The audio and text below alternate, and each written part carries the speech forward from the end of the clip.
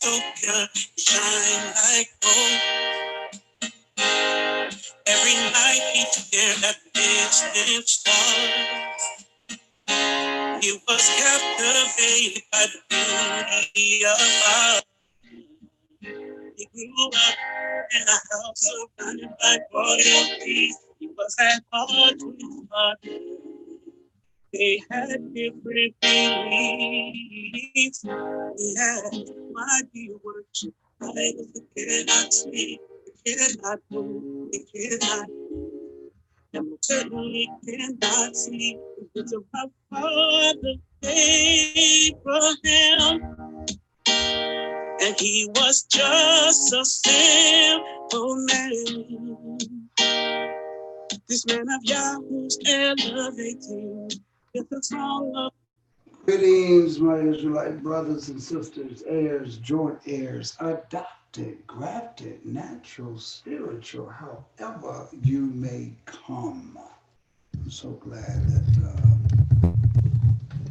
let me fix this microphone. I'm so glad I was able to tune in with you all.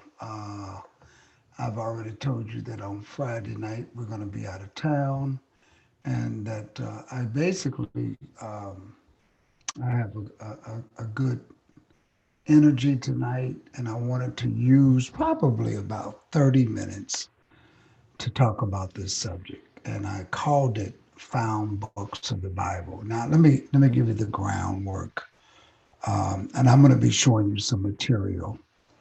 How you doing, Mark, brother Mark? Let me tell you why I'm bringing this subject up. I'm bringing this subject up because today, yesterday, and after service on Sabbath, it seems like people have approached me about other books outside of the Bible. And as such, I want to address it. I'm going to address it because sometimes as a teacher, you can just let some things go.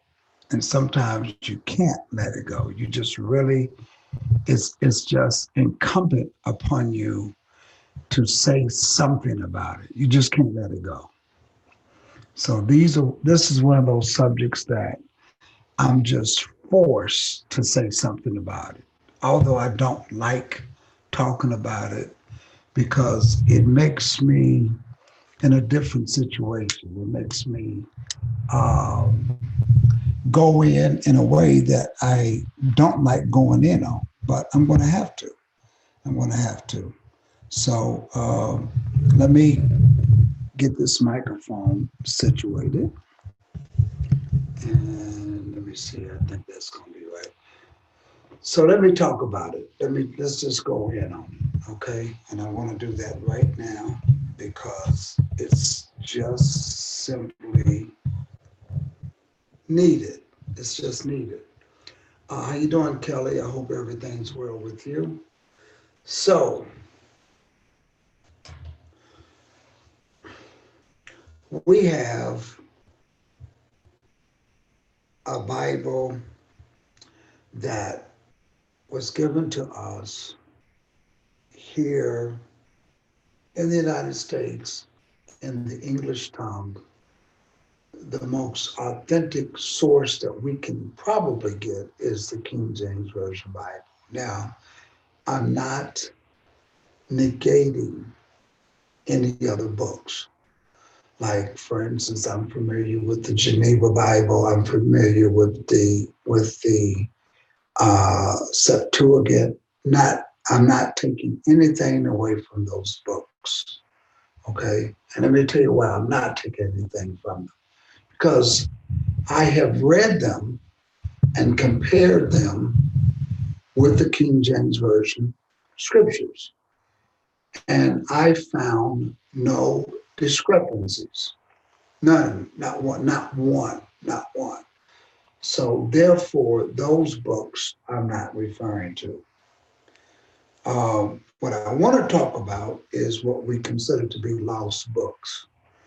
I sarcastically call this the found books of the Bible. Let me tell you why I call them found. Because they're not lost if you got it. If you got it, they're not lost. So that's one. Whenever you come across a book, one of the things that we don't typically do is start reading the book from the very beginning. And I'm not talking about page one of chapter one. I'm talking about the preface. I'm talking about the table of contents. The preface usually comes, and I'm going to see if I can. I've got a book here that someone gave to me, and they want me to read it, and I'm going to read it. But it's called "The Israelites and Jews and Their Significant Differences." But here it has some information.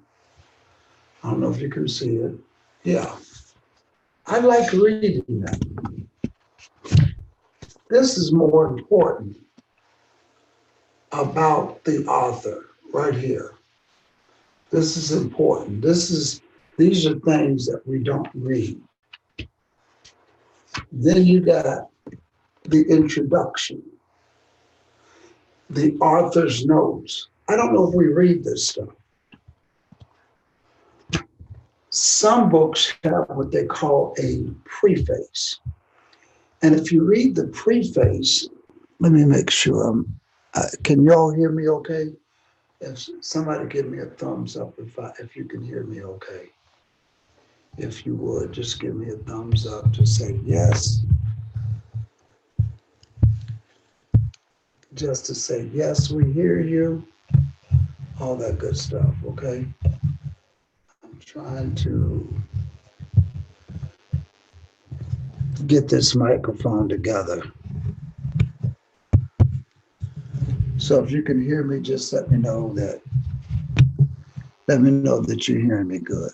Okay, I think this might be better here for everybody. Okay, so yeah, I even like the way this sounds better. Okay, so there's something called the preface. The preface is very important. So let me bring up a couple of books just in particular um, that people ask me to read, and they say, "Have thank you, brother Jack Washington. Thank you, brother Israel. Adenox, thank you very much." So here's what people do, and let me just tell you about the King James Version, why I use that book, because a lot of people will say, well, I don't like that book because it's King James's version, his ideas. So I'm gonna get into that. But in particular, when people ask me to read a book and they say, have you read the lost book of this and the lost book of that? And these are books that they don't want us to know about. Let me just say this. This is almost like one of these multi-level marketing scams. People come to me and they say, hey man, I got this thing I want to talk to you. And I always know when it's multi-level marketing. Man, nobody knows about this. And man, these people are making money. They're making money. And I always go, like the face you just saw me make, that's what I make. I go, what is it? No. This is a product, man. But let me tell you, you come in and what you do, if you bring in 5 people, these people are making money. So I always ask, are you doing it? Yeah, I just started. Well, I tell you what you do is you do it and then come and see me in 1 month. No, but you see, this is why we can't get anywhere because nobody participates. Let me just tell you this. about multi-level marketing. That's not what the subject is on tonight. If you think that the folk with money is going to have something and let us at the lower tiers have it and nobody knows about it and there's a lot of money to be made out of it, you really have to have stupid written right here. Right here. I don't know else how to put it. I can say that because I have the age to say that. I'm not an old man, but I have a lot of experience. Got some great hair, but I've got a lot of experience. I've been there, I've done that, I've seen this, I've seen that. This is how I look at books when people come to me and say, you gotta read these books, man. They don't want us to know about this. So I've learned to ask people, have you read it yet? That's why I always ask people, have you read the book yet? And then I also asked them, well, what's in there that's not in the King James Version Bible? You just gotta read it. I'm telling you, they don't want us to know this. And people sound so convincing. I heard someone give a saying today. They say, just because it sounds convincing does not mean that it's true. And just because people cannot articulate what they're saying doesn't mean that it's false. And that's a true saying. So when people come to try to be so convincing, and the moment I know that they have not read it, but they just are challenging the Bible because there's things in there that they don't want to do. And people are always on this hype that they're hiding, whoever they are, is hiding something from us. And I'm just really, so let me just get right into it. Somebody asked me to go look at the book of Jasher. I did. Let me go there real quick. Let's just read something about the book. Now, I've already pulled these up, so I'm gonna let you look at it. So this is the book of Jasher. This is what gets people right here. It's from original Hebrew. You gotta read this book. It's from the original Hebrew. And I always ask, have you read the book? Well, I'm reading it now. They left it out. They didn't want us to know about it. So this is what this brother tried to tell me. So, and I told him I've already had it. I didn't have a good experience with the book. But I was led to look at he gave me a site and said, go here, you can get it right offline. So I did. This is what this says. This is one of the apocryphal books of Jasher. Listen to this.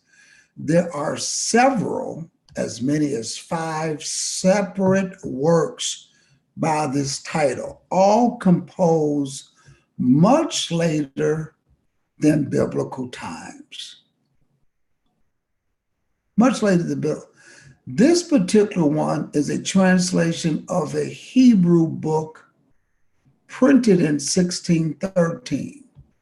Sefer HaYashir, the Hebrew title of this book, means the book of the upright, or the upright or correct record. This title was misread as Jasher, and at some point Jasher was treated as a proper name. However, the pronoun, the Hebrew ha, never precedes proper nouns. Let's keep going. There is also another spurious book of Jasher, published in 1750, in which Jasher is treated as the name of the author. This text covers much of the same ground as the traditional Mosaic book of the Bible, from the creation of the world to the death of Moses, albeit with several minor variations. In particular,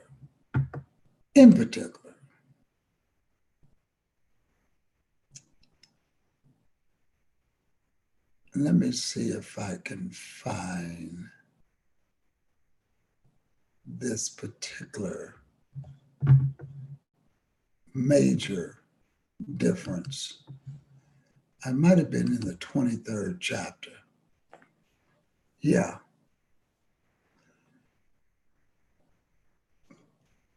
If you all have read the King James Version Bible, let me tell you what this is going to say. It says, the Lord came to Abraham and said, he says, here I am.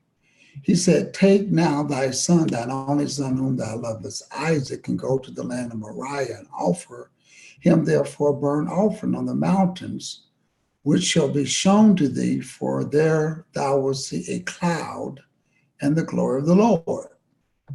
Abraham said within himself, how shall I separate my son Isaac from Sarah his mother, in order to bring him up for a burnt offering before the Lord? Abraham came into the tent and sat before Sarah his wife and spake these words, my son is grown up, and he has not studied for some time. He has not studied for some time, or he has not for some time studied the service of God. Now tomorrow I will go and bring him to Shem and Abner his son, and there he will learn the ways of the Lord.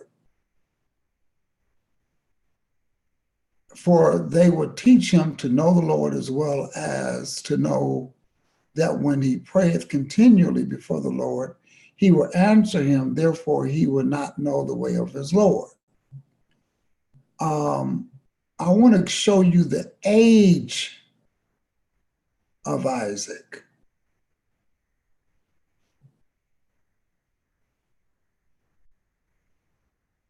I want to show you the age of Isaac. And he was, the Bible, the King James Version Bible says he was a young man. In the next chapter, it does. Let me go to chapter 22 so you can see how old he was. And this, it just gets amazing.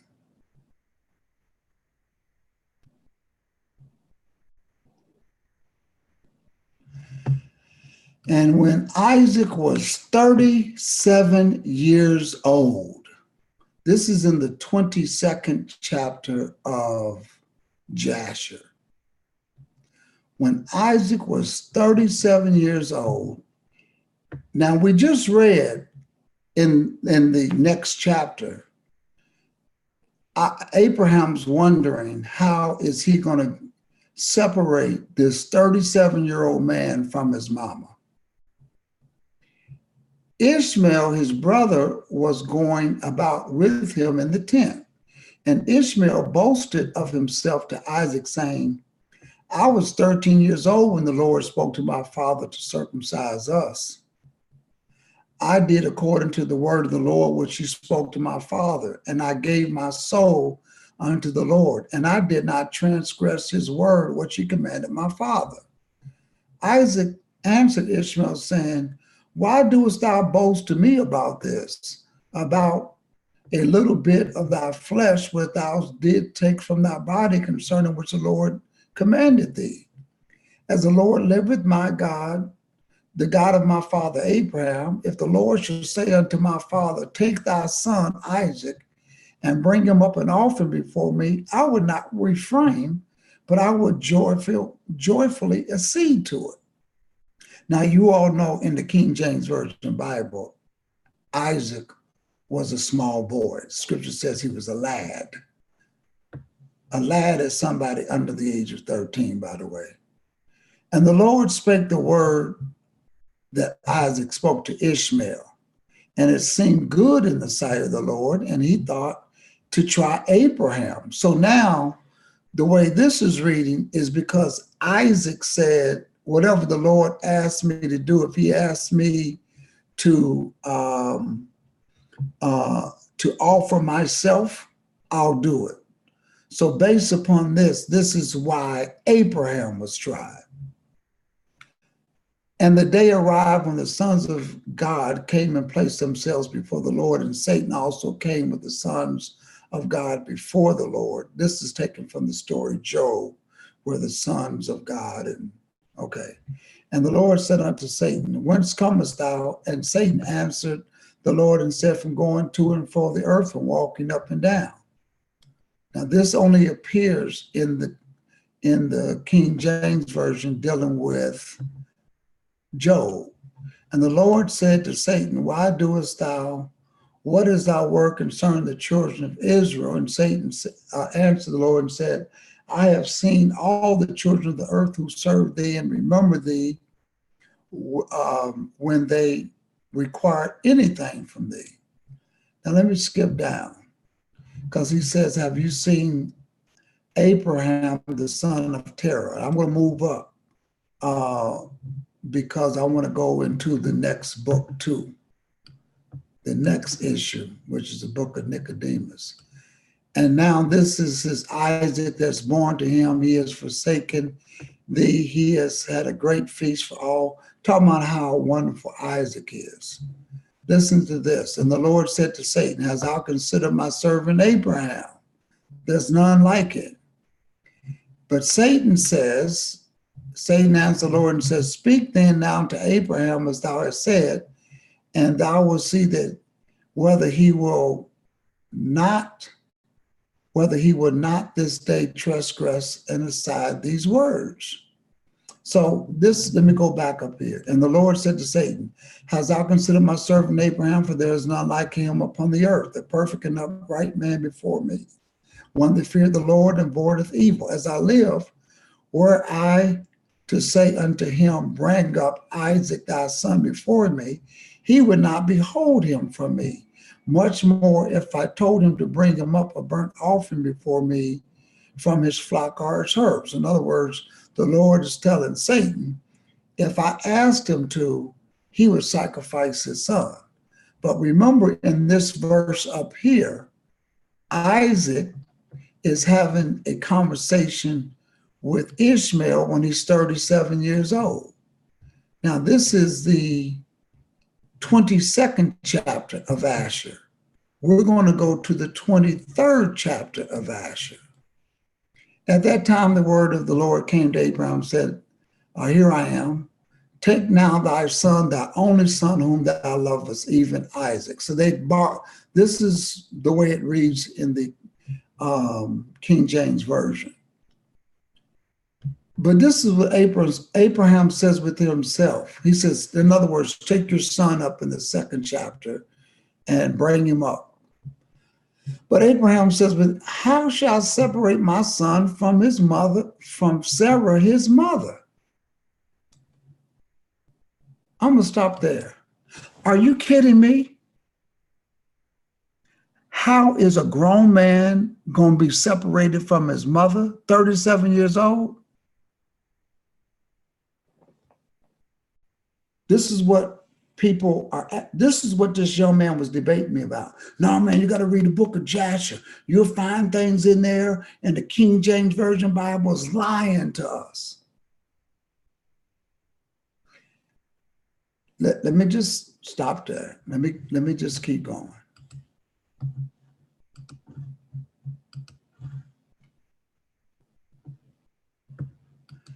How am I going to separate my son Isaac from his mother Sarah in order to bring him up for a burnt offering before the Lord? And Abraham came into the tent, and he sat before Sarah his wife, and he spoke these words, my son Isaac is grown up.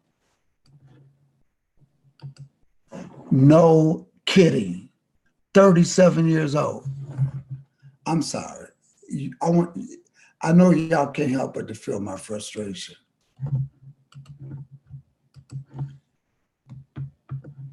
My son Isaac is grown up, and he has not for some time studied the service of his God. Now tomorrow I will go up and bring him to Shem and Eber his son, and there he will learn the ways of the Lord. And I'm going to teach him. So he's lying to his wife here. And Sarah says, thou hast spoken well, go, my Lord, and do unto him as thou hast, but remove him not at a great distance from me. 37 years old. Don't take him far from mommy. Are you kidding me?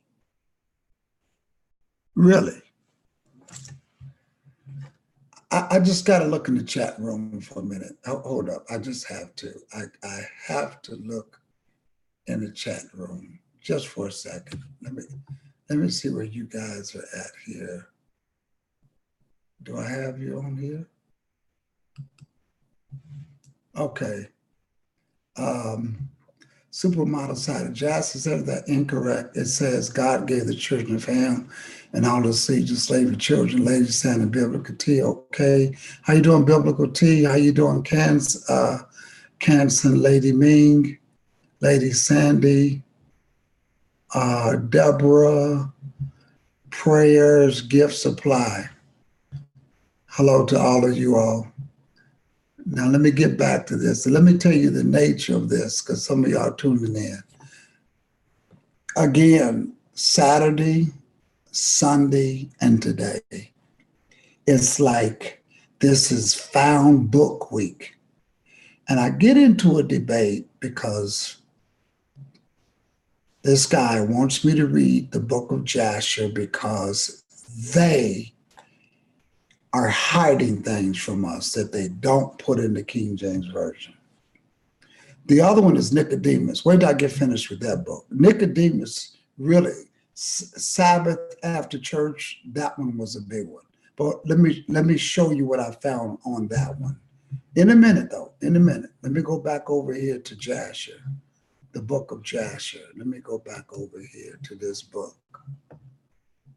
Because, and I read the preface on this book. I read the preface.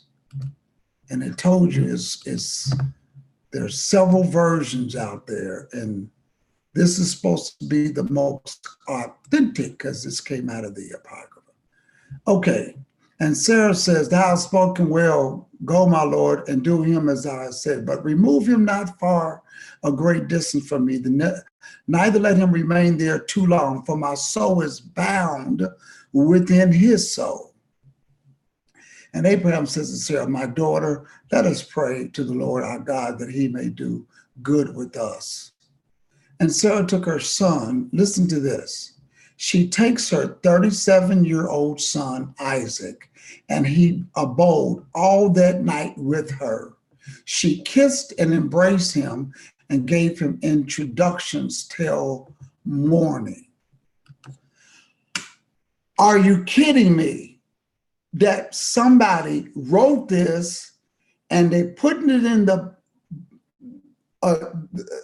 these are books that are lost and they found, and they don't want us to know this stuff.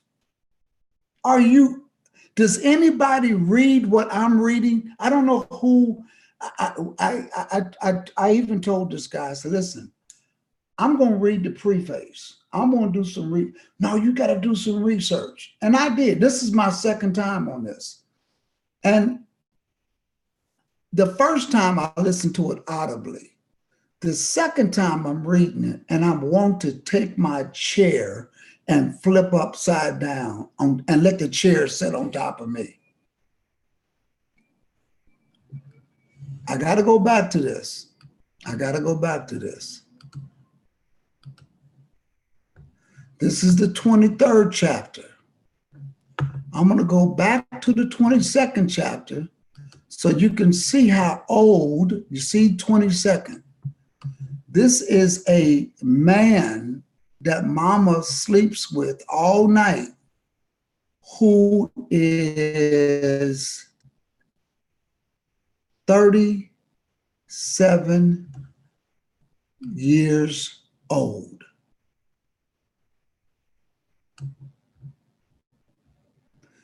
And she tells Daddy, don't you take him far from me.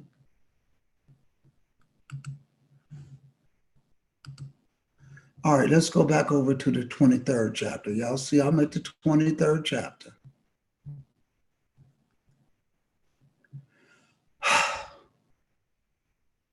So, this is the part that got me. Abraham is proceeding with his son Isaac along the road. Satan appears to Abraham in a figure of a very old man. Okay? And this old man, who is Satan, tells Abraham, are you silly and brutish that thou doest this thing to thy only son? For God gave thee a son in thy latter days, in thy old age. Wilt thou go and slaughter him this day because he committeth no violence?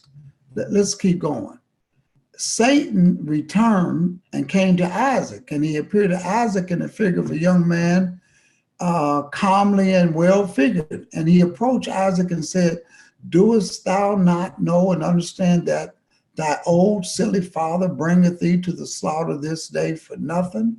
Now therefore, my son, do not listen or attend to him, for he is a silly old man. Let not thy precious soul and beautiful figure be lost from the earth. And Isaac heard this and said to Abraham, hast thou heard my father that which this man has spoken? Even thus as he has spoken? And Abraham answered his son Isaac and said unto him, take heed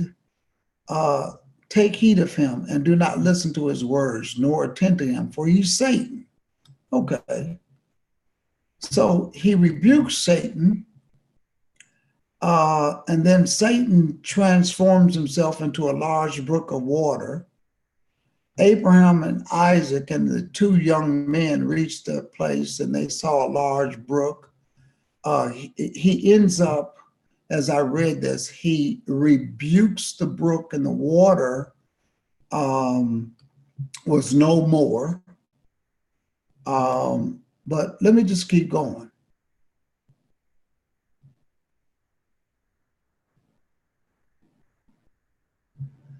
I want to skip to Sarah. I'm going to go back to Sarah. Not back. I want to speed forward to Sarah in this.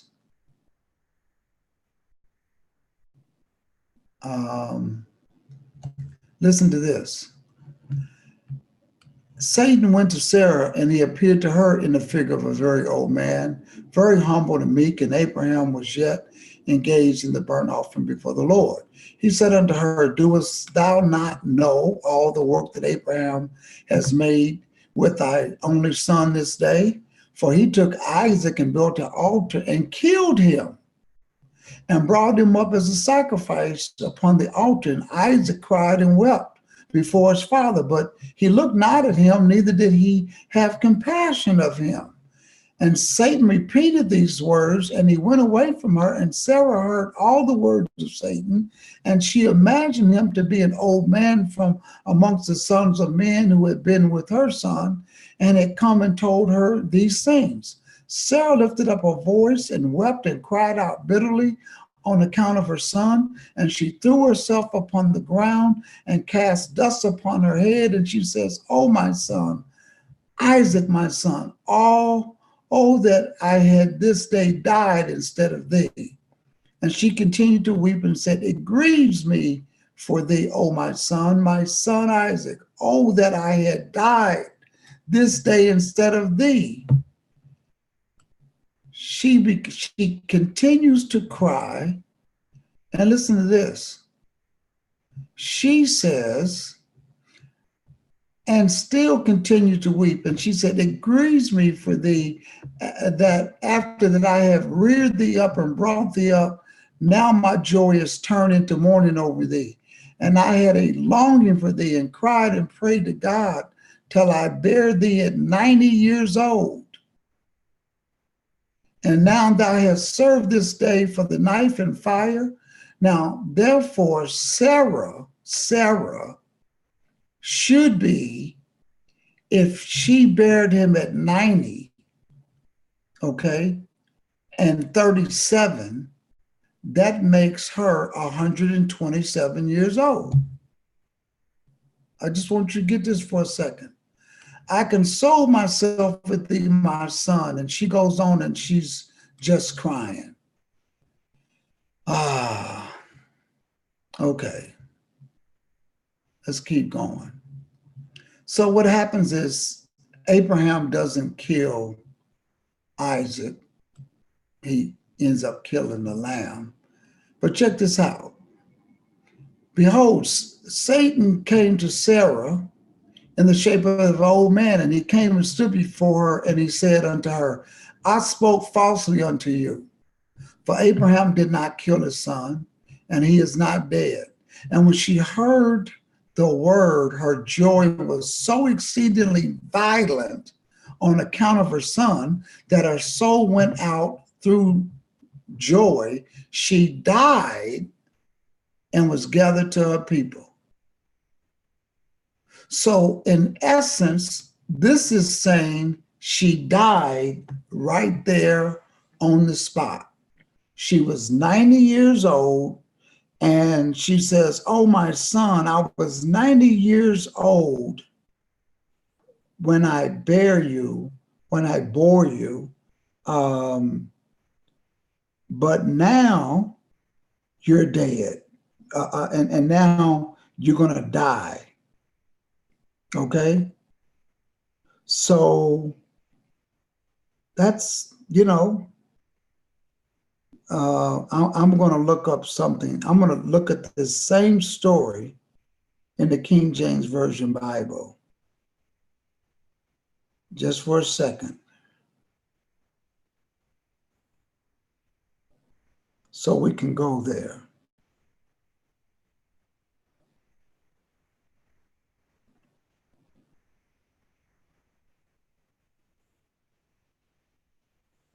Genesis.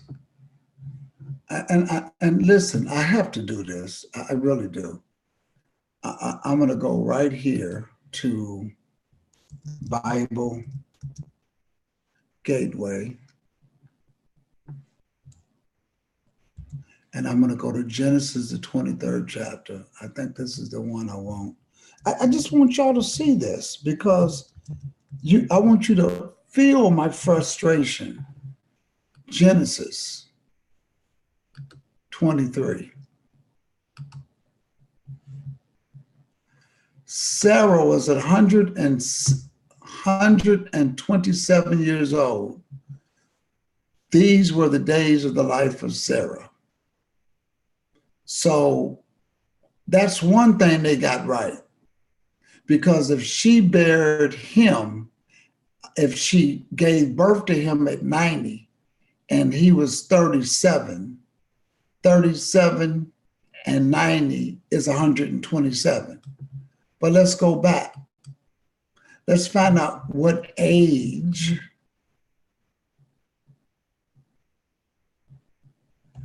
in the 21st chapter. And the Lord visited Sarah, this is King James Version, as he had said, and the Lord did unto Sarah as he had spoken, for Sarah conceived and bare a son in his old age. And Abraham called the name of his son that was born unto him, whom Sarah bare unto him, Isaac. Abraham circumcised his son Isaac, being 8 days old. I'm going to screw up. I'm going to scroll up here. The child grew and was weaned, and Abraham made a great feast the same day that Isaac was weaned. Okay. Then here Sarah tells Hagar she got to go. Okay. Abraham gives Sarah a bottle of water. Y'all know that story. Now let's go up here a little bit. I think we have to go to the 22nd chapter. And it came to pass after these things that God tempted Abraham and said unto him, Abraham, he said, behold, here I am. Take thy son, thine only son, whom thou lovest, and get into the land of Moriah, and offer him for a burnt offering upon one of the mountains, which I tell thee. He got up and he takes his son and he takes some wood. Then on the third day, he lifted up his eyes, and Abraham was with these young men, and he took the burnt offering. I'm looking, he took a knife. Isaac spake unto Abraham, his father, and said, my father. He said, here I am, my son. Isaac spake unto Abraham, his father, and said, my father. And he said, here I am, my son. And he said, behold, the fire and the wood, but where is the lamb for the burnt offering? And Abraham said, my son, God will provide a lamb for a burnt offering. So they went up, both of them together. And they came to the place which God had told them of, and Abraham built an altar there, and he laid the wood and bound Isaac, his son, and laid him on the altar of the wood. Now, this is what he said that he had done. So he took his son and bound him. Now, does that sound like he can do a 37-year-old man that way? That's the whole issue. I mean, I'm asking. So you all tell me what you think. This is certainly a different account than what we read in the other scripture. So you tell me what you think. I'm looking at it, and you tell me.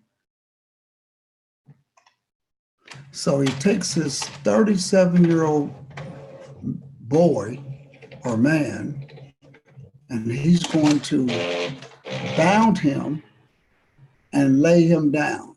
This is the difference of the translations that I want you all to see, that you can kind of understand as to what's going on here, because this is certainly a conflict. You all stand by just for 1 second.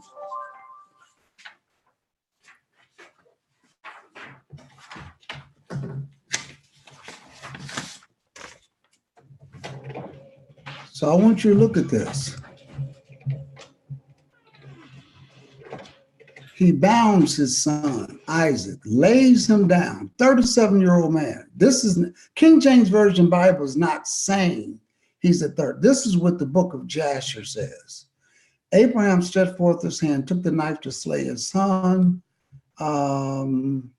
Okay, so we go here. And that's pretty much it. I mean, I can give you the age based upon the 21st chapter. The child grew, he was weaned from Abraham. Sarah saw the son of Hagar, the Egyptian, which she had born Abraham, into Abraham mocking. Wherefore she said to Abraham, cast out this bondwoman, her son, for the son of this bondwoman should not be heir with my son, even Isaac. This thing was grievous in Abraham's sight because of his son. Let's see here, if we can get the age, anything that will give us an idea. Abraham rose up in the morning, took bread, about a water, gave it to Hagar, and put it on her shoulder and the child, and sent her away. And she departed and wandered in the wilderness.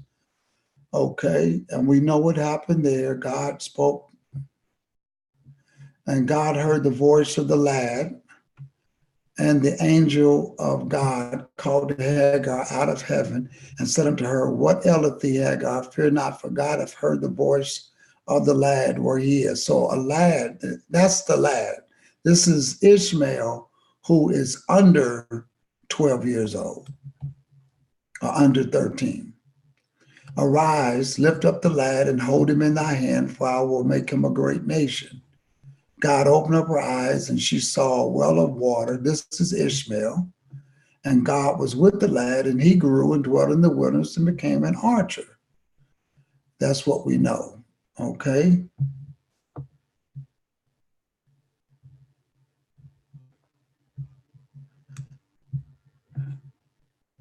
I'm I'm trying to see if we see anything here that will give us an indication. No.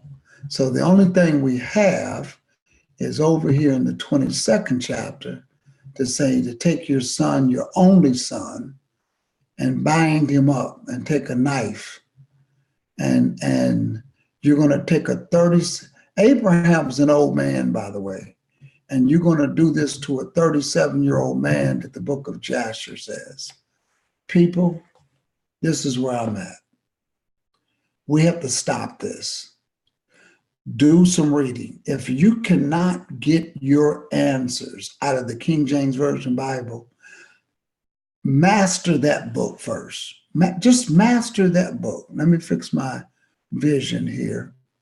There you go. Master that book first. Let me show you another one somebody wanted me to go to. The book of Nicodemus. I mean, you can't make this stuff up. Okay? Let me go to it real quick. Book of Nicodemus. And then I'm going to come in the chat room. I'm going to see what's going on. The book of Nicodemus. Let me take this and make it larger, the print. This is just from Wikipedia before I get over into the actual preface. The Gospel of Nicodemus, also known as the Acts of Pilate, is an apocryphal gospel claimed to have been derived from an original Hebrew work written by Nicodemus, who appears in the Gospel of John as an associate of Jesus.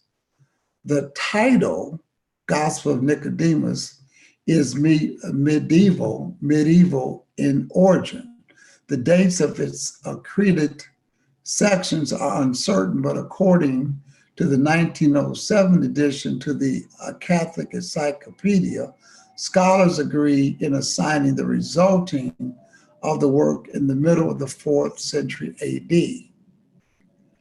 Pilate, and it goes on about Pilate. So let's go down here where it says history and authenticity. The oldest sections of the book appear first in Greek. The context, the text contains multiple parts which are uneven in style and would seem to be by different hands. The Acts of Pilate does not purport to have been written by Pilate. This is not pseudepigrapha. That means falsely attributed works, but does claim to have been derived from the official acts preserved in the Praetorium at Jerusalem. I think that's a Latin means signified a general's tent within a Roman castrum. So the name of the chief Roman. So they said someone had possession of it. The question of the origin of the original language is debated beyond the Greek versions, and here's all of these others. The authenticity of the document is unlikely. The authenticity of the document is unlikely, and there is no historical basis that Roman governors wrote reports about non-citizens who were put to death. That's just one of them. Let me go to this other one called the Gospel. Let me blow this one up because they told me you can go on Amazon and get this book. I want you to look at this. The Acts of Pilate, that's what Wikipedia said, that's another name they call it, occasionally referred to as the Gospel of Pilate, is a book of the New Testament Apocrypha. The dates of its accredited sections are uncertain, but scholars agree in assigning it to the middle of the 4th century. We just read that from Wikipedia. The main body of Acta Politica is in 2 sections with an appendix. The Centus ad Infernos, let me read more. the hollowing of hell that does not exist in the Greek text and is a later addition to the Latin versions. So what that is that they say that the Messiah went down to hell and dealt with Satan. The howling of the hell, here it is right here, episodes depict Saint Dixmas accompanying Christ in hell and the deliverance of the righteous Old Testament patriots. So this is this in itself saying that they wrote this with the intent of trying to get people to understand whatever they were doing. Let's go to the next one. Here it is again. This is the Gospel of Nicodemus. Although, let me blow it up. Although this gospel is by some among the learned supposed to have been really written by Nicodemus, who became a disciple of Jesus Christ and conversed with him, others conjecture that it was a forgery towards the close of the 3rd century by some zealous believer who, observing that there had been appeals made by the Christians of the former age. I can just stop there, because this is the preface. I told you earlier when I downloaded this like this person asked me to, but this is the preface. They're telling you that it's conjectural. Conjectural means not true, that it is a forgery. Anytime you read something that says that Christ went down into hell with somebody else to deal with Satan, stop. That's pretty much. Let me straighten out my lens here. We have to stop the madness. Really, we really have to stop the madness. That's why I called this the found books. Be careful of what people are putting into your hands and you're reading this, because somehow it was thought that we're in a different time period based upon this book. And when I read what this book is saying in its preface, that it's conjectural and it's a forgery, what more? Because we don't read that. We barely read a book all the way through. We really do. And Jasher, because I was given some sort of key code to go online to get this book, I decided to actually read it. Because before I heard it in the Audible version, but I was given a key code and I actually read it. Let me tell you, I'm just really, we have to stop this. If you cannot find what you need in the King James Version Bible, stop. Just stop. Stop. Anything you need to know, stop. And whoever they are, stop. Just stop this. This is madness. It's really gone too far. And I usually don't, you all know me, I never go in like this. I never go in like this. And I'm going to start reading some of these books and the preface, and I'm going to start comparing the stories with timelines to say that Sarah died the same day Isaac was sacrificed is ludicrous. And that he slept with his mother all night and she cradled him, when they use the word cuddled, and kissed him. 37-year-old man. You already breaking the law. You already in your mama's bed. Okay, I'm done with this. I'm going to look inside of the chat room. I am. All right, let me just say hello to everybody. Mark, how you doing? Kelly, how you doing? Yisrael family, how you doing? Supermodel, how you doing? I had an opportunity to speak to her today. Kelly Mean, Jack Washington, how are you? Etta Knox, how are you? Lady Sandy, how are you? Let me see what you all saying. Deborah M. Prayers Gift Supply says, the Jersey's here. The King James Version I heard is one of the best Bibles to use. The Cipher Bible is said to be better. Some think the King James was white. According to evidence, he's black. Well, let me say this.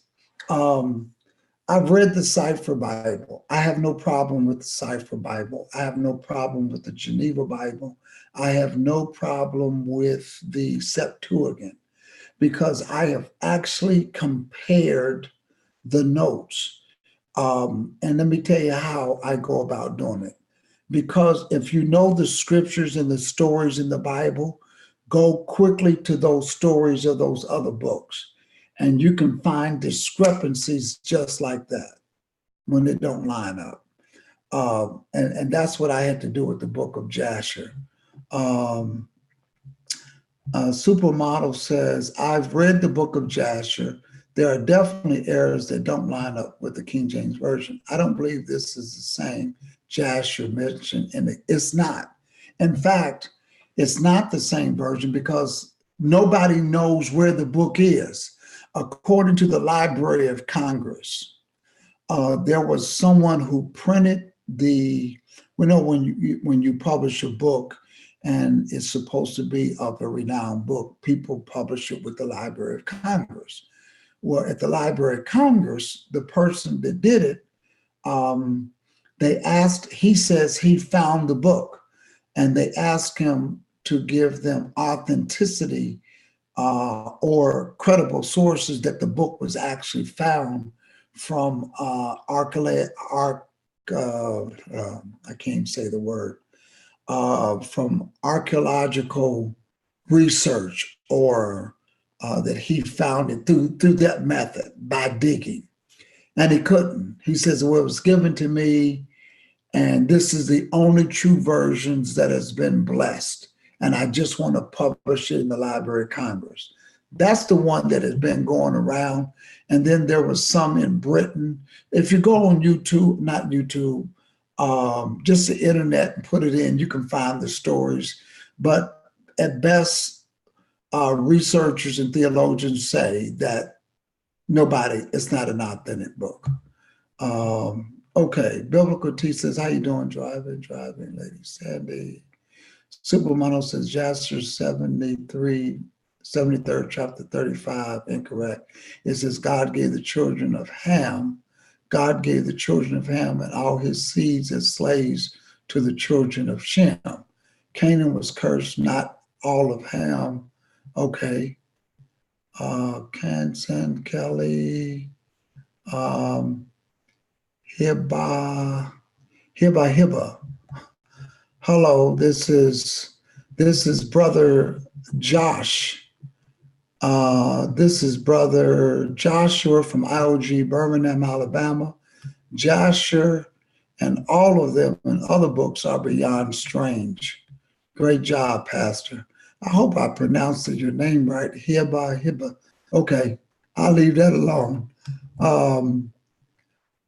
So Sister Tia says, let the Most High correct the books of the Bible, not men. Absolutely. Because these are people who are trying to correct a book. This just gets crazy. Freddie Jackson, the book of Jasher shouldn't even be up for debate. And for many awakened Israelites, it's not. I would never speak badly about any book. I don't read Jasher, however, because the King James Version quotes the book of Jasher, my lips are closed. It does mention the book of Jasher. The problem is when you read, Sister Tia, the research of those that looked into the authenticity, because there's about 3 variations of the book. They discovered that people were saying that they found the book to capitalize on the market because nobody has the book. That's what it came down to. Nobody has the book. And one of the authors who went to Britain, I forgot where the other one went to, they later indicated that um, it was a book that they put together, and it was put together by scholars, and it was taken from artifacts and notes that came from Jasher. And they had to document that because they wanted to know, hey, this book hasn't been found. Everybody's looking for the book of Jasher because it's mentioned in the Bible. But what you got is people, because what we read on in Wikipedia, there's 5 variations out there. There's 5, and they all come from different sources. And all of them are claiming the authenticity of the book. And I speak bad of the one that was given to me by this brother who told me, go on Amazon, take mine and you can look at the key of it. When I read it, it's so far off base, it's ridiculous. So my lips ain't gonna be closed about it. I think it's so obvious when you read that a mother is worried about her 37-year-old son, and she lays down with him all night and cuddles him and kisses him. I ain't buying it. The book of Jasher was not used for the translation of the King James Version, however, the Septuagint was. What would you suggest we don't use the Septuagint as a reputable source of study? Quite the opposite. Quite the opposite. And let me tell you why. Because the Septuagint I've actually read side by side with the King James Version Bible. And there is no difference. And when I mean no difference, you'll have some English words that are not included in the Septuagint in its translation, because the Septuagint goes directly from what they say Paleo-Hebrew to English.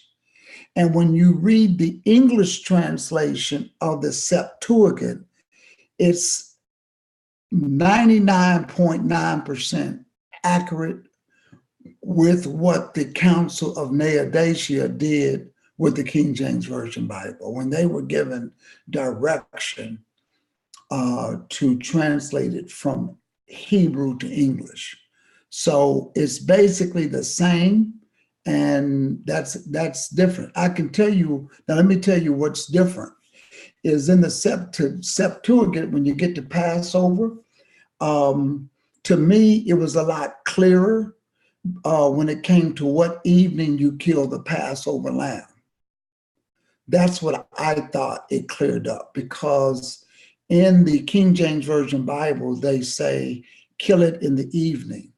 Whereas the Hebrew translation is a little bit more the translator of the Septuagint, bringing it from Hebrew to English, tells you that do it on the 14th day of the month at the going down of the sun. So that's a big difference.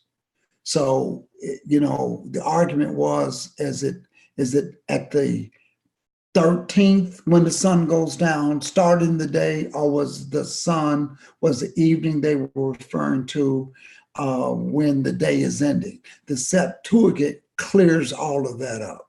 It really clears that up. And it also clears up other things as to the Sabbath. It's very clear that the Sabbath is at the 6th day at sundown to the 7th day at sundown. So I consider it a good book to use and study, other than it doesn't have what we have, some of the prophets and stuff like that. The one that I have is the Haftorah's Pentateuch Septuagint, which means it only had the first 5 books. What are your thoughts on the book of Yahweh or the Sefer Bible? I've read the Sefer Bible. I have the Sefer Bible. I found no difference in the variations from the King James Version Bible. Again, the difference between the Septuagint and the Sefer is they both debate the authenticity of their Hebrew, or how old their Hebrew is. One claims that I think it's the Sefer Bible, I'm not for sure which one, that it went from Hebrew to Greek to English. And they claim that they didn't do that. So that's the difference. Joy, regarding the book of Jasher, I see what you're saying about Isaac being 37 years old. But in earlier chapters regarding him being bound, Isaac had agreed to go up to be sacrificed if it was God's will. What is your opinion on Jasher being included in the Sefer Bible? I don't know if that version is included in the Sefer Bible. I will go back and look at it. Thank you for this information. I was told to get that book. Now I won't. Well, do yourself a favor. You can go online and get the book of Jasher. If you go to Amazon.com, right underneath that link, that's how I got it. And what I thought was it Amazon? There's a PDF version. There's a PDF version of the book.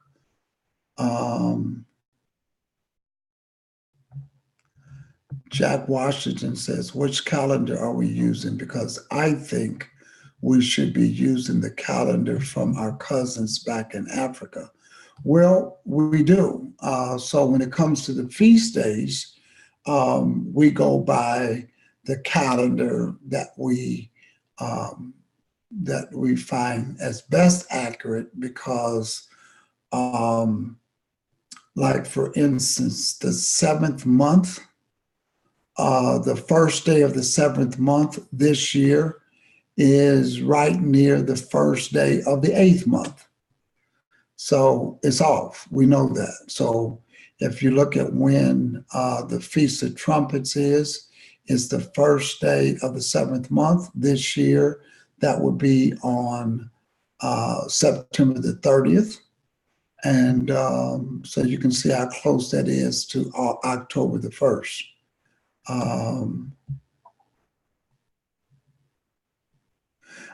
Rodney Frederick says, Shalom, I didn't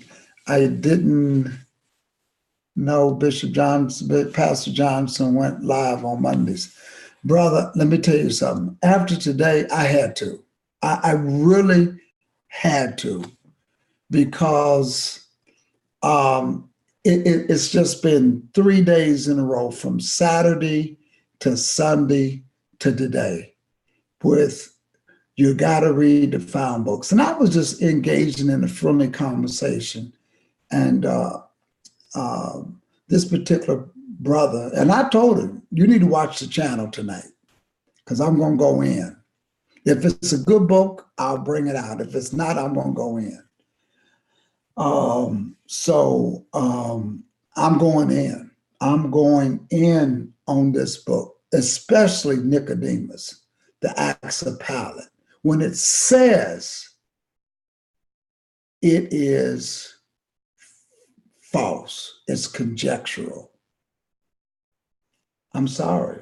I'm just, and the books that you all are reading that says it's the book of Jasher is not the same book that's in the King James Version Bible that makes mention of the book. Trust me, it's not. Because at the beginning, they tell you it's not. It's one of 5 purported books. So 5 people are saying, no, I got the right book. No, this other one says, no, I got the right Jasher book. No, this is the original. No, this is the original. That's enough right there for me to say, you know what? And are you going to find anything in it that's not in the King James Version Bible? Are you going to find some new revelation? Because let me tell you something. In the King James Version Bible, all of the prophets are saying the same thing, that the kingdom of heaven is at hand. That's what all of them are saying. We're blessed to have a book that will simply tell us at least everybody's saying the same thing.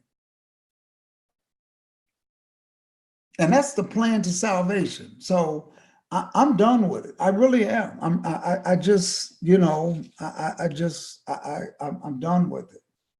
And I told a sister Saturday night, I'm not going to do it to her. I said, you know what? You need to bring. Let's do it live. You come on with your scriptures for Nicodemus, and I will prove to you, because I know that you have not read the preface. So, and I just happened tonight, because I got fed up with this Jasher book. I read the preface of Nicodemus, and that I was just awed when they tell you that it's conjectural and false. It's metaphoric. Really, the Messiah went down to hell to debate with Satan over the souls there. If that don't have Catholicism, that's what the book of Nicodemus has written in it. That the Messiah went down into hell with this other Saint Demachus or whatever his name is, and they had a debate, and the souls that Satan had to let them go. And that's why folks in the Bible, where it says there was the dead scene, because the Messiah went down there and debated with Satan, and he had to let him go.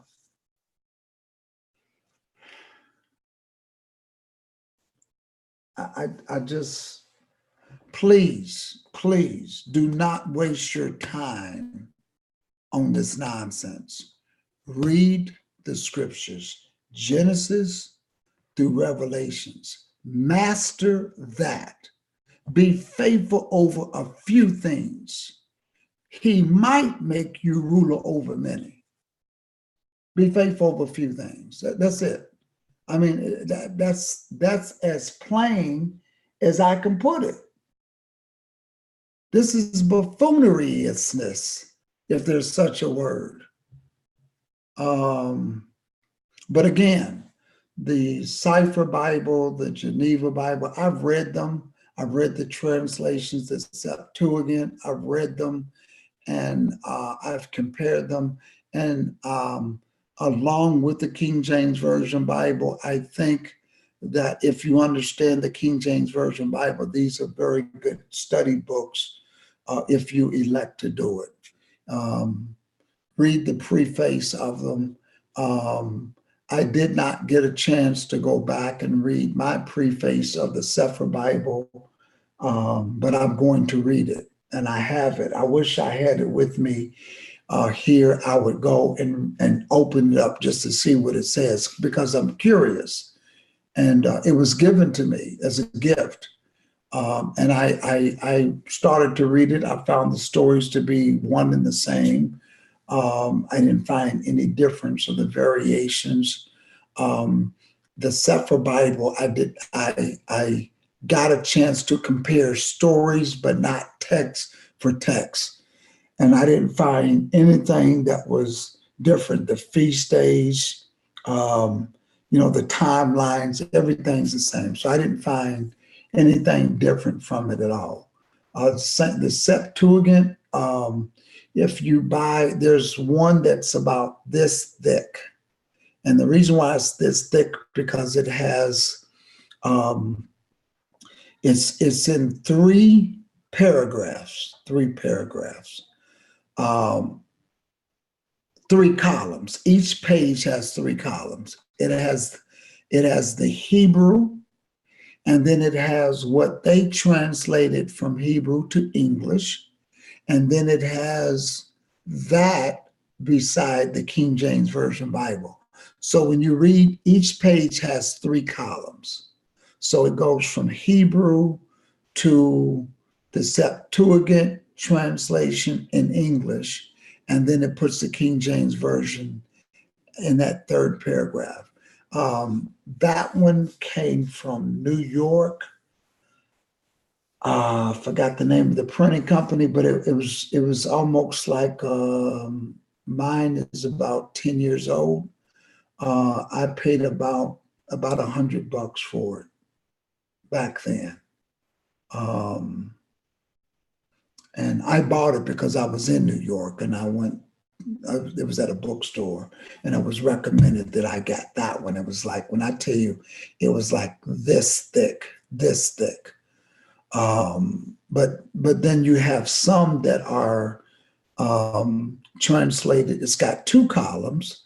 It's got the Hebrew on one side and their English translation on the other side. And you open up the book from the back and you go forward. Or maybe, I think that my Pentateuch is that way. So it's just interesting. So Cipher has the Apocrypha and Enoch, Jubilee, and Jasher. And I'm going to go and look at my Cipher, and I'm going to read Jasher, and I hope it does not have the variation or the version that we just read from the PDF version, that Isaac was 37 years old and he slept with his mother that night. I hope that this one in the Cipher that has the Apocrypha and Enoch and Jubilee and Jasher, I hope it does not have that version of the story and that Sarah died that day. I hope it doesn't. I just, because you already know where they got it from. It says that it's the authenticity of it cannot be done. Now, when you go into the internet and start searching and looking and doing stuff like that, they'll tell you, somebody says, I don't recall reading that, but it's something to check into. East Coast King, how you doing? Well, let me help you, East Coast King.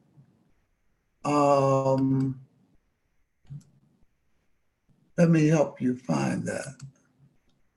I'll help you. Save yourself some time and trouble, because I just had it tonight.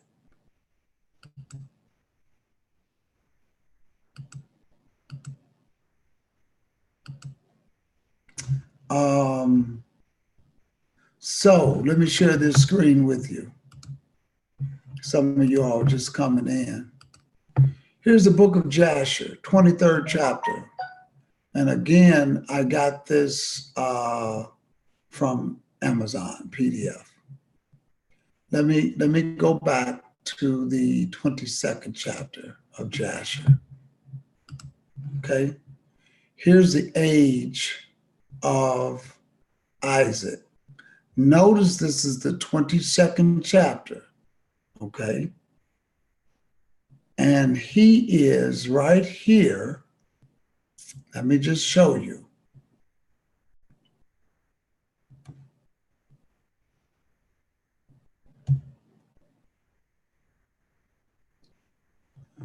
And when Isaac was 37 years old, this is the story that Isaac and Ishmael are having a debate as to who is the number one son, basically.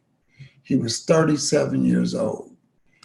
I'm going to remember this is the 22nd chapter.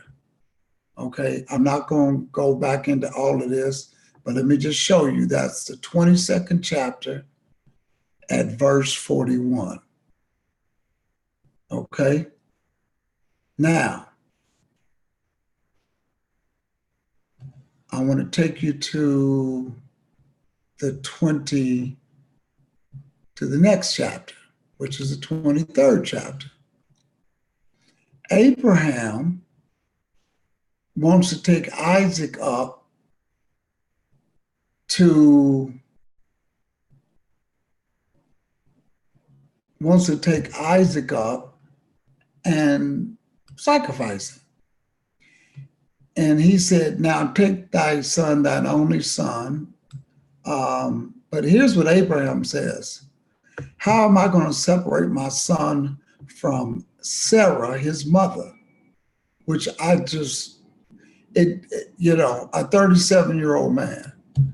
But then listen to this. He basically lies to Sarah and says, I'm going to take him up to, we're going to do some, he's not for some time studied the service of his God. I'm going to bring him tomorrow. I will go up and bring him to Shem and Eber, his son. And so here, I'm reading this to say that he's going to take Isaac, who's grown up. I'm going to bring him to Shem, which is a place, and Eber, his son, meaning Isaac's son. Okay? This is what Sarah says, because I think you were saying you hadn't read what I was talking about. Listen to what it says. Sarah says, thou hast spoken well. Go, my Lord, and do as I have said, but remove him not a great distance from me. Oh, mommy doesn't want this 37-year-old man to be. This is what somebody wrote, by the way.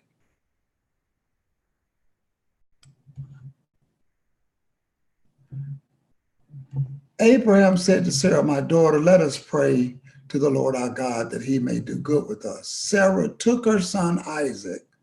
Now remember, I'm reading the 23rd chapter. The 22nd chapter said he's 37 years old. She took her son Isaac, and he abode that night with her. She kissed him and embraced him and gave him instructions till morning. Stop. That's all I can say. All right. So I'm not going through this. I'm not going to even do this. At the end of the millennium, the two witnesses that will sit on the left and right hand of Jesus as a former king and high priest. Somebody's asking something about that. I'm not gonna. Maybe that's a conversation you all are having. But anyway, I just wanted to bring that out. I hope I did not offend anybody tonight. But if I did, I don't even know how I can say I'm sorry when you read the prefaces, the preface and the introduction of these books when you buy them, and they're telling you up front that they are conjectural and this version is false. I don't know how to say it. I really don't. I don't know how to. I don't know how to put it. I just don't. I don't know. Just simply read the preface. And let me say, if you think it's a lost book and you got it, then it's found. And wonder why. You should be asking yourself, how did I get this book? Who wants me to have it? And people say, well, it's books that they don't want us to know about. Let me tell you the dilemma we got. You got the King James Version Bible telling you that I'm going to put you on a ship and scatter you abroad. And you can't even get scattered Hebrews to believe that. And you're going to try to get them to read and understand a book that's lost, that it says conjectural, that it was a forgery towards the close of the 3rd century by some zealous believer who observing that there had been appeals made by Christians of the former age, the Acts of Pilate, talking about the book of Nicodemus, but that such acts could not be produced. Imagine it would be of service to Christianity to fabricate and publish this gospel. Oh, y'all not looking at that. Let me go to it so you can see what I'm reading. This is the book of, the Gospel of Nicodemus. This is the preface. The preface. Although this gospel is by some among the learned, supposed to have been really written by Nicodemus, who became a disciple of Jesus Christ and conversed with him, others conjecture. In other words, they fabricate or they made it up. It was a forgery towards the close of the 3rd century by some zealous believer who, observing that there had been appeals, in other words, they say the people want this. There's appeals by Christians of the former age to the acts of Pilate, but that such acts could not be produced.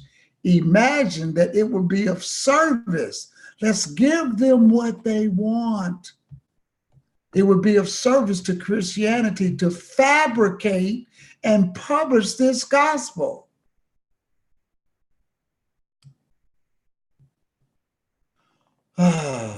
Who's this guy here? The Reverend Jeremiah Jones says that such pious frauds were very common among Christians, even in the first 3 centuries, and that a forgery of this nature with the view above mentioned seems natural and probable.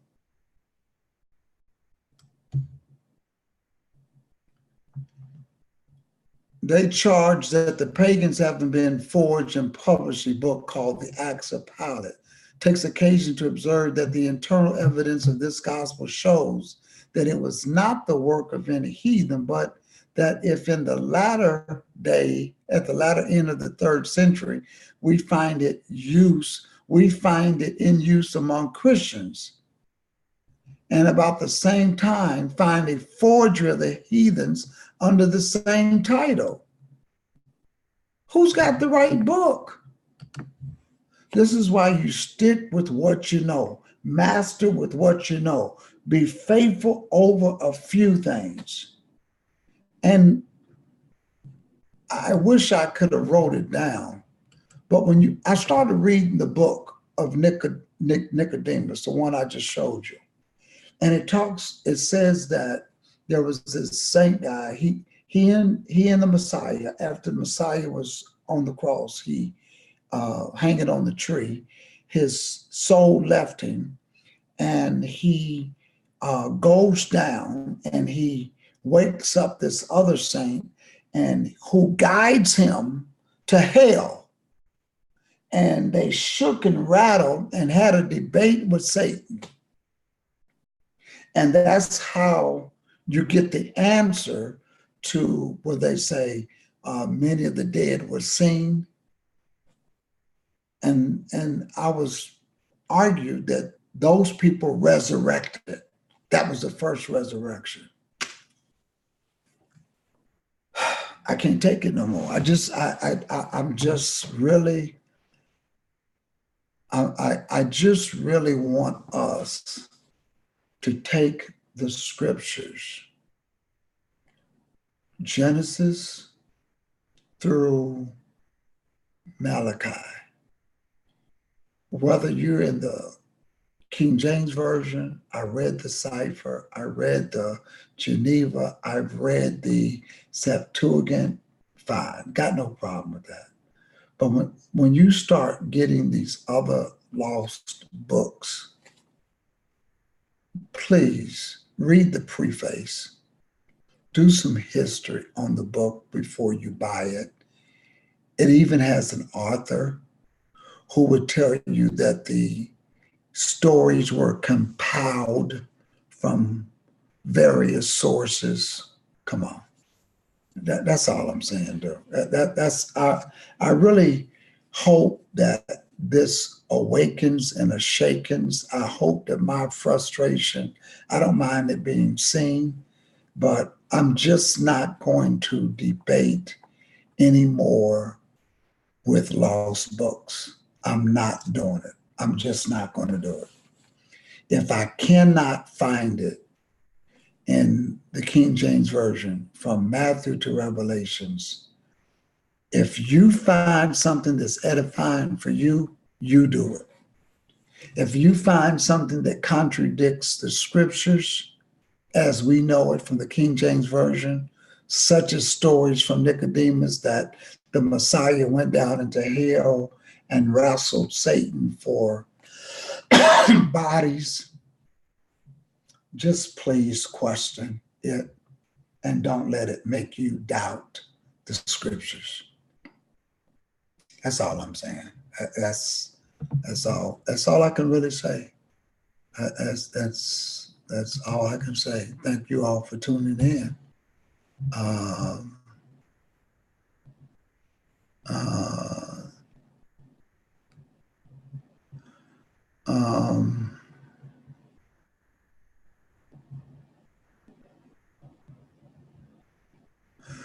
what do you think about the interpolation, or I think you're saying the interpretation of scripture among the King James Version translators? And do you think the decisions of the interpretation were inspired by the Most High? Freddie, thank you for asking that question. Thank you for asking that question.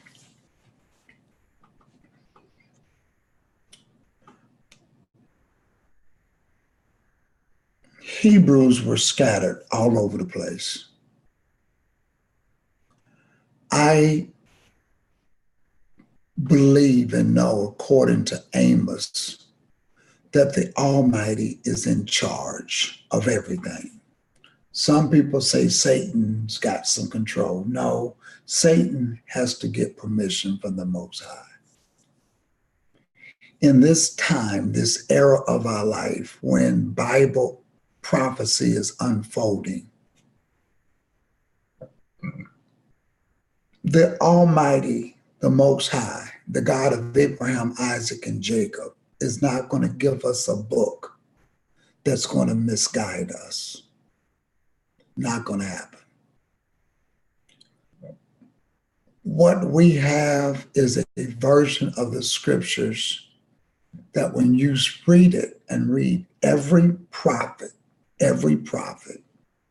it says, the scriptures tells us that these scriptures were written by men who were inspired by God. When you read the prophets one by one, they all tell you the same thing. All of them tell you their prophecies are the same thing. There's no variations, there's no discrepancies at all. Even when you get over to what people call, or whom they call John the Revelator, does not discredit what the prophets wrote concerning the end of times or the last days. What I've learned and to appreciate when I read the prophets, whether it's Jeremiah, Isaiah, Ezekiel, Nehemiah, Daniel, it goes on. They always say, in that last day, in that last great day. When you look at that, they all are talking about the return of the Messiah, when he's going to set up his kingdom. All of them are telling you the same thing. So, yes, I believe that the interpretation was, even the interpretation, that many people in the room.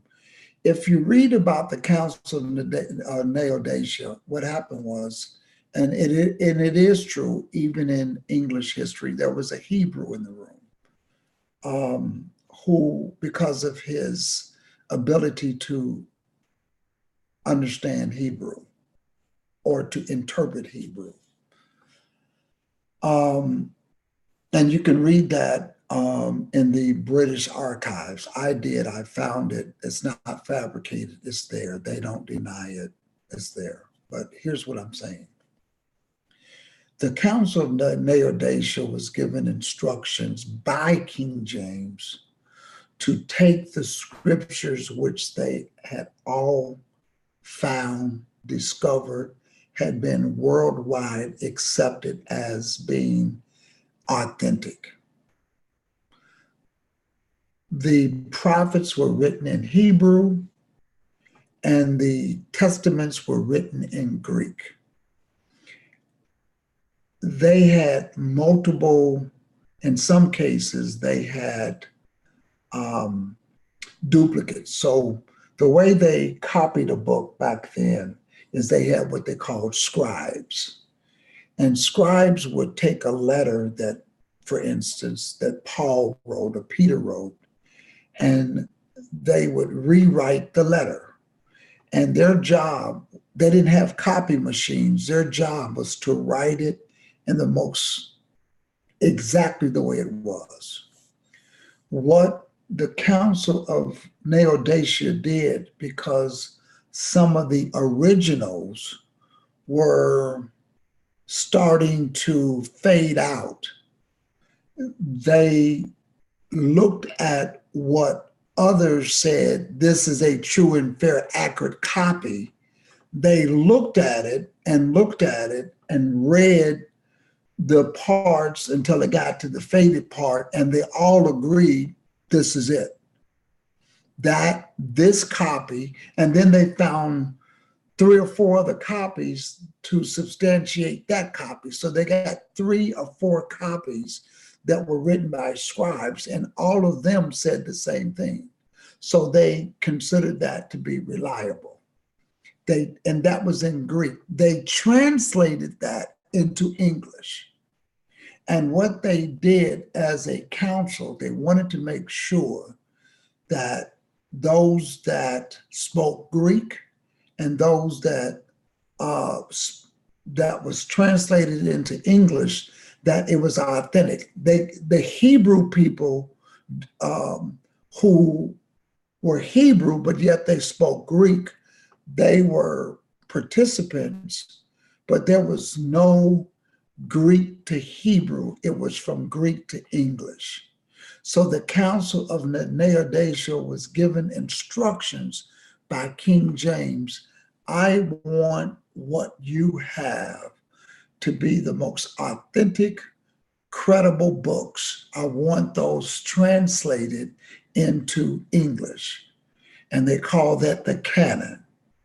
Now, the Apocrypha was in the original King James Version Bible.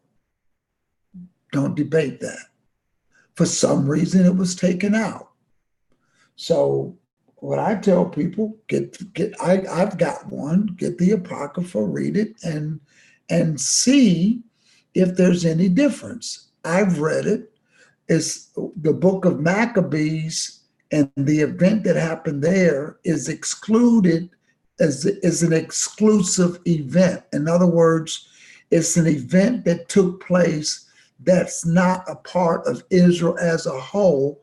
So you can't debate it. So it's authentic, because the book of Maccabees is telling you an event and that happened when Israel was in bondage, yet under another rulership, and how the temple was desecrated, and a war that took place. It's there. That story is not in the scriptures, what we know as the canon. So does it hurt to read it? Let me tell you this way, it does not contradict the prophets, because it's a story in and of itself. And I'm talking about the first and second, I think it's first and second, or maybe third book of Maccabees. You can read it. So it's about a period of Israel's time, dealing with that period of time, but it doesn't contradict the prophets. So that's the best that I can tell you about it. So I don't have a problem with it. it gives an additional history on Israel. The difference between those book of Maccabees and the other prophets. The other prophets are talking about the coming of the Messiah and the second coming of the Messiah. For instance, in Genesis, the 15th chapter, it said the scepter shall not depart from Judah. Isaiah, the book of Psalms, talks about when the Messiah is going to come and how you know that it's him. They gave certain things like Zechariah, Psalms, and there's a couple others says that his hands would be pierced. He would be sold for 30 pieces of silver, be traded by an old familiar friend. So they talk about that. And they also talk about how he's going to be wounded for our transgressions, bruised for our iniquities. Daniel talks about how he's going to cause the sacrificial system to cease. But then they get into the second coming, when he's going to come and set up his kingdom. That's what all of them are saying together collectively. I didn't read that in the Maccabees. It gave something that happened to Israel. So there's nothing wrong with it. It's just because the other prophets are all talking about the same thing, it's just not there in that particular phase. Now, there are other aspects of the Apocrypha that does talk about the second coming. And it does talk about in sections of, and I'm not familiar, I can't think of which particular book, but it talks about the fowls of the air, that there was going to be a lot of people that the Lord was going to slay, and how they're going to come, and the beasts of the field. Well, we find that in the prophets talk about that. So that was I can't think of which book that was in the Apocrypha, but so that's my assessment of it. That's my assessment of it. So am I missing something that the King James Version Bible does not already tell me? No. I've got a couple more books in there to read, but is it giving me something from the Maccabees? And I wish I had that other book. I wish I had the Apocrypha on my desk. Yeah, I would get it. But it doesn't give me any new revelation or an added revelation that the King James Version Bible doesn't give you. So that's my answer to that. So yes, the Apocrypha does cover the dark years, because there were what we consider to be dark years, that from Daniel to when the Messiah appears with the disciples, it was estimately up to 400 years. So yes, you're absolutely right with that.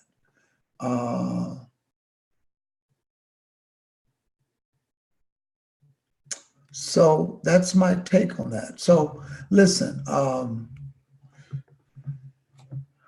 I hope this has been edifying for you all tonight, because I have to go to work tomorrow, and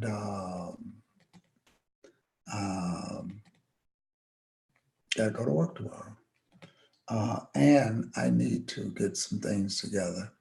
But this just bothered me that much that I wanted to hit it. Thank all of you all. Let me go back and say, East Coast King, thank you, Lady Sandy, thank you, Mark, thank you, Freddie Jackson, thank you, John Annan, thank you. Let's see, Rodney Frederick, Jack Washington, thank you, Etta Knox, Joy L, Harold, Freddie, Ronnie, Biblical T, Sister Sheila, hereby my brother from IOG,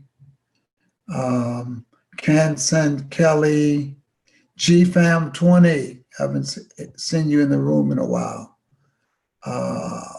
Canson Kelly, Supermodel Society, Deborah, prayersgiftsupply.com. Y'all check that out. That's prayersgiftsupply.com.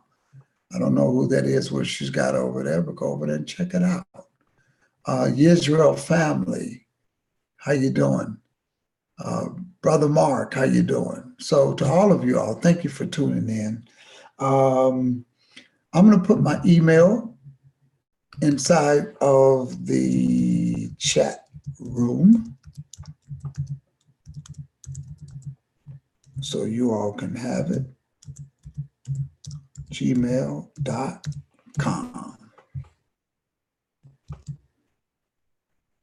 So there it is. You have the Gmail account. And I'll be on. I'm going. Remember, no Bible study Friday night. So I'm putting in some time this week. And then when we do come back from Bible study, we're going to have we're going to have Sister Tia, Brother JD, Brother Rodney Frederick, and Supermodel Society. They are going to be on live with me for Bible study in a few weeks. We're going to have a good time. I had a great time. I had an awesome time with them on Friday night. I mean, it was just good. That's been my excitement from Friday. I'm still just enjoying that.